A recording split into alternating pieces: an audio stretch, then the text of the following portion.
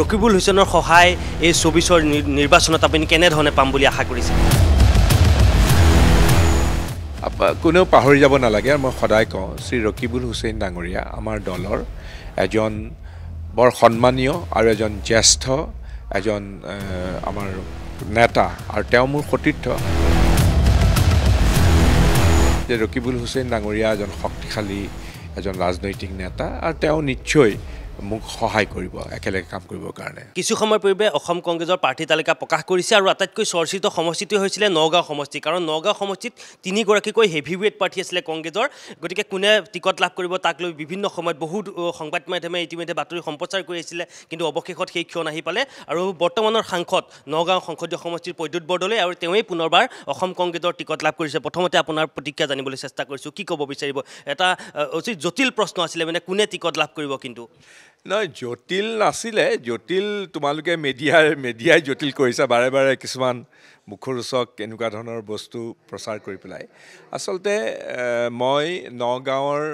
সাংসদ, আৰু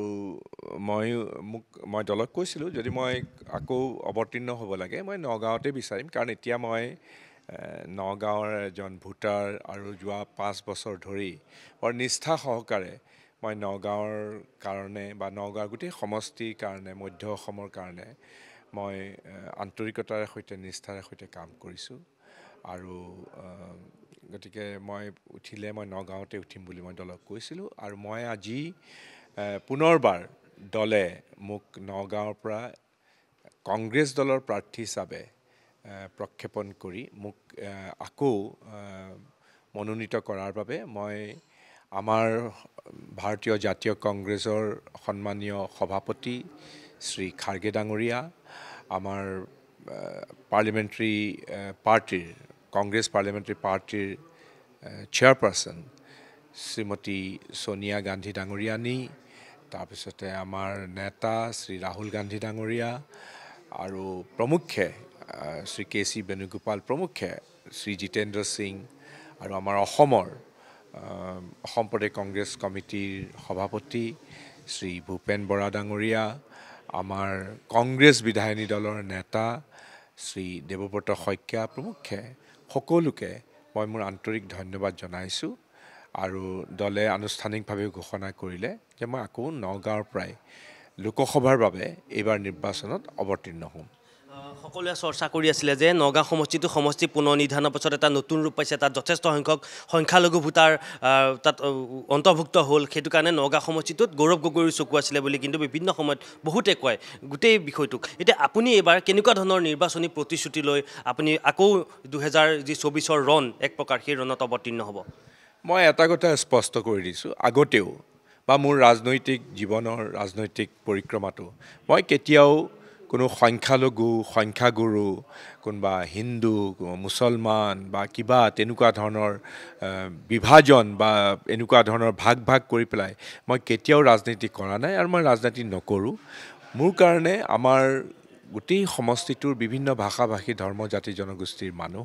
সকলোকে সমানভাৱে সমমৰ্যাদা দি, আৰু বিশেষকৈ যিসকল অলপ নিশকতীয়া, যিসকল অলপ দুৰ্বল, যিসকল একেবাৰে পিছ পৰি আছে, সেইসকলৰ প্ৰতি মই অলপ বেছিকৈ কাম কৰি তেওঁলোকক হাতত ধৰি যাতে মই ওপৰলৈ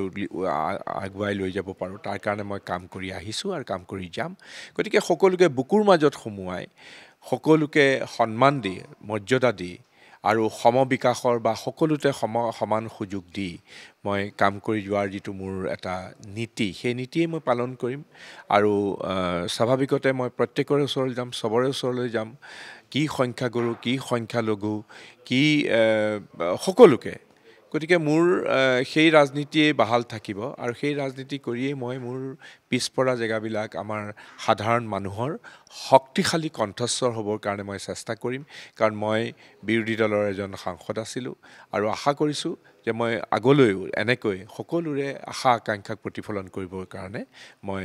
কাম কৰি যাব পাৰিম। 19ৰ তুলনাত কিন্তু 24ৰ যিটো নিৰ্বাচন হ'বলৈ গৈছে সেইটো যথেষ্ট পৃথক হ'ব, কাৰণ 19ত AIDFৰ তাত প্ৰাৰ্থী নাছিলে, গতিকে যথেষ্টখিনি আপুনি ছাপোৰ্ট পাইছিলে। ঠিক এবাৰ তিনিকুণীয়া এটা যুদ্ধ হ'ব। লগতে এইবাৰ বিজেপিৰ যিগৰাকী প্ৰাৰ্থী কিছুদিন আগলৈকে আপোনাৰে সতীৰ্থ আছিলে সুৰেশ বৰা, কেনেকুৱা হ'ব পাৰে? মই এইটো কৈছোঁ ক'ৰবাত যে এইটোৱে হ'ল ৰাজনীতিৰ বিড়ম্বনা। বিজেপি দলৰ যিজন প্ৰাৰ্থী সেইজন এসময়ত আমাৰ কংগ্ৰেছ দলৰ মোৰ সতীৰ্থ আছিলে আজি তেওঁ শিপক্ষত গতিকে শিপক্ষৰ প্ৰতিদ্বন্দ্বী হিচাপেই তেওঁক বিবেচনা কৰা হ'ব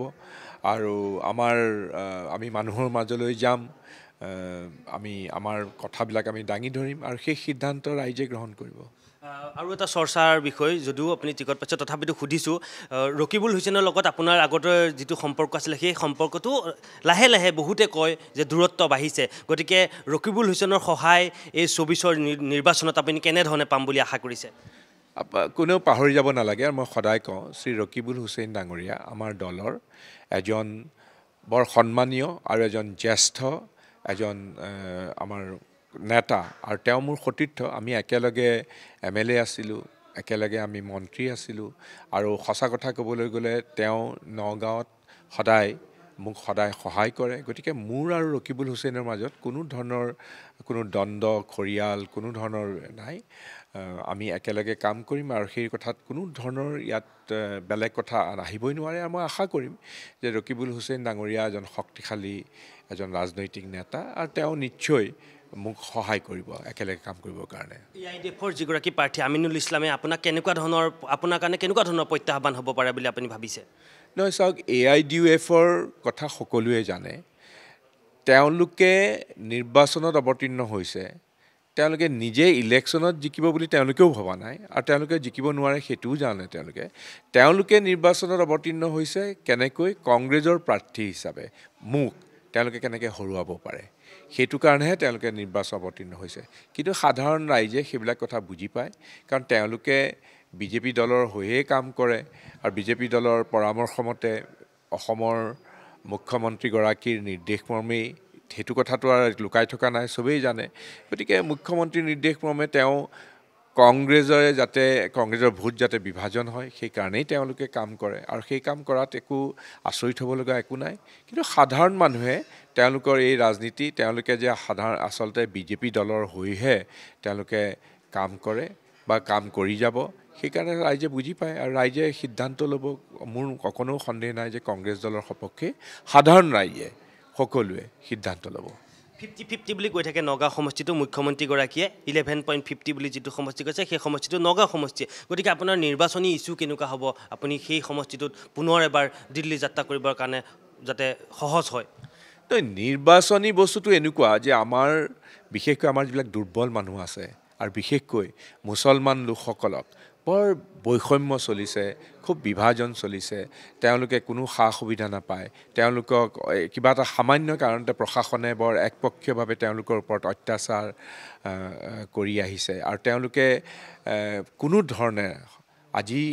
চৰকাৰৰ ফালৰ পৰা যিখিনি তেওঁলোকে সাহায্য পাব লাগিছিলে যিখিনি সহায় পাব লাগিছিলে বা যিখিনি সংবেদনশীলতা পাব লাগিছিলে সেইবিলাক নাপায় স্বাভাৱিকতে এই বঞ্চিত লোকসকল সামাজিক ন্যায় তেওঁলোকক দিবৰ কাৰণে মই কাম কৰি যাম আৰু সেইখিনি কথাই মই তেওঁলোকক অন্তত এই নিৰ্বাচনত মই এইখিনি কথা দাঙি ধৰিম কেতিয়াকৈ নগাঁও সমষ্টিত আপুনি পদাৰ্পণ কৰিবগৈ টিকট লাভ কৰাৰ পিছত মই নগাঁৱতে আছিলোঁ আজিৰ দিনটোহে মই গুৱাহাটীত আছোঁ আকৌ মই কাইলৈ পুৱাই মই নগাঁও গৈ পামগৈ মোৰ নগাঁৱত ঘৰ আছে মই নগাঁৱতে থাকোঁ আকাশে বাতাহে চাৰিওফালে মোৰ নগাঁও মই এজন ভোটাৰ গতিকে নগাঁৱত আৰু মই নগঞা এতিয়া মানে মাৰ্ঘেৰিটাৰ নহয় আৰু এতিয়া মানে পৈদ্যুৎ বৰদলৈ নগাঁও মাৰ্ঘেৰিটা মোৰ জন্মস্থান মাৰ্ঘেৰিটাত মোৰ জন্ম হৈছিলে কিন্তু যোৱা 5 বছৰ ধৰি মই নগাঁও এজন ভোটাৰ আৰু নগাঁৱতে মোৰ ঘৰ গতিকে মই আৰু হাৰে মই যোৱা এজন নগঞা